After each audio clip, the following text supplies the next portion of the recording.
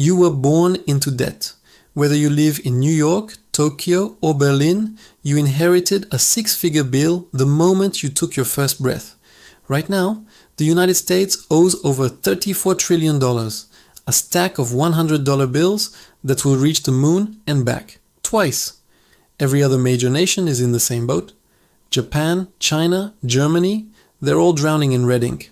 This has created the single greatest paradox of the modern world. If every country on earth is a debtor, who exactly is the creditor? Who holds the IOU for the entire planet? The answer is not a country, it's not a single bank, and it's not some shadowy figure in a smoke-filled room.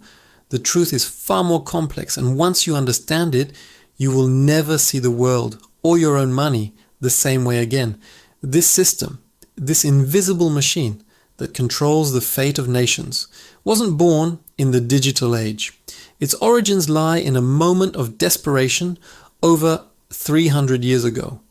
In 1694, England was locked in a bloody and expensive war with France. The king was running out of gold, and victory seemed impossible. So the crown made a revolutionary deal with a group of wealthy merchants. In exchange for a massive loan to fund the war, the government promised them a permanent stream of interest payments, guaranteed by future taxes collected from the people. To manage this extraordinary arrangement, the Bank of England was born. It was the original sin of modern finance. For the first time, a state could spend money it didn't have. It could borrow from the future to pay for the present. This invention was so powerful it spread like wildfire. It funded revolutions, built empires, and laid the foundation for the global economy we know today. But it also locked the world into a system of permanent debt, a system that was never, ever designed to be paid back. But that was just the beginning. What started in England would soon be perfected on a scale nobody could have imagined. Fast forward to today, and the United States has become the undisputed king of debt. That $34 trillion number is so massive it's almost meaningless. So who holds the keys to this colossal IOU? For years the story has been that America is owned by China. You've seen the headlines, heard the politicians, but that is a carefully crafted illusion. While it's true that China holds hundreds of billions in US bonds, that amount is just a tiny slice of the total pie. The shocking truth is that the biggest owner of American debt is America itself. It's a closed loop, a financial perpetual motion machine. Here's how it works. The US Treasury needs money, so it issues bonds. These bonds are bought by American institutions, pension funds managing your retirement, commercial banks where you keep your savings, and even individual investors. But the most powerful buyer of all is the US Federal Reserve. The Fed has a superpower.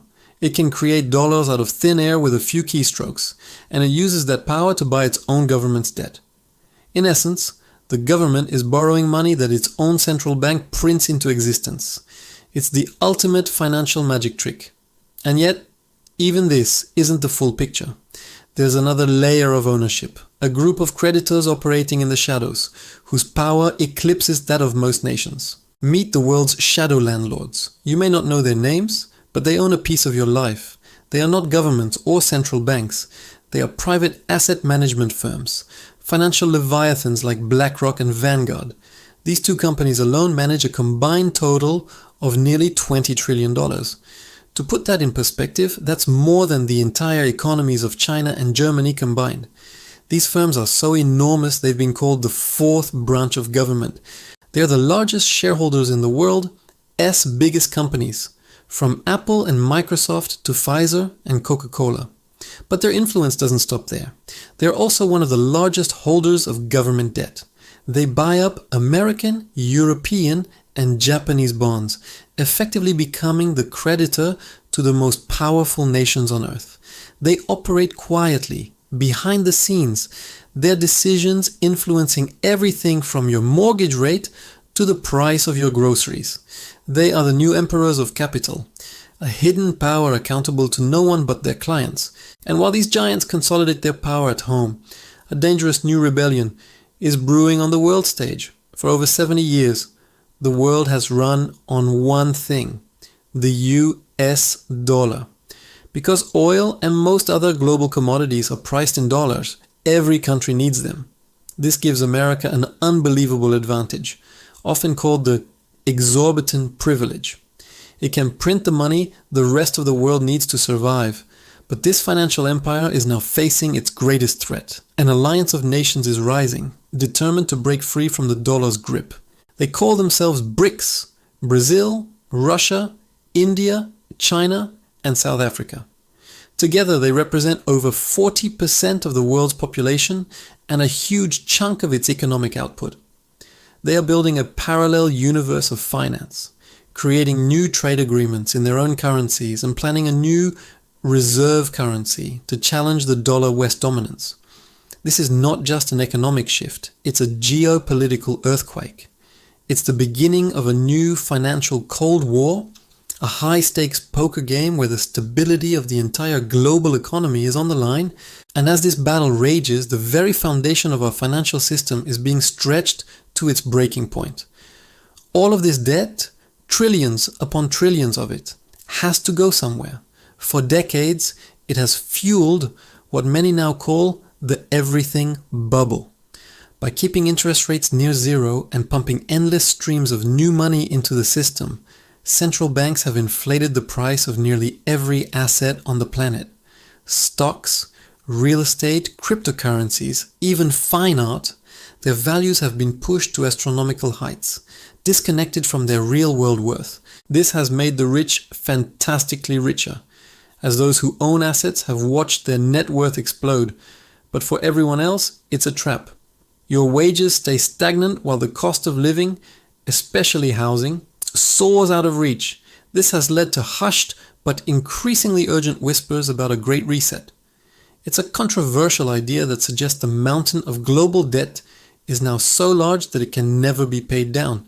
The only way out, some argue, is to reset the system itself, either through a controlled demolition, like a new digital currency, or an uncontrolled one, like a wave of hyperinflation that wipes out the value of all debt and all savings overnight.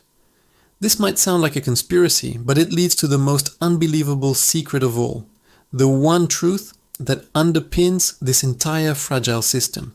Here is the lie that everyone in power knows but will never admit to you on television. The debt is never going to be paid back. There is no plan. There is no secret savings account.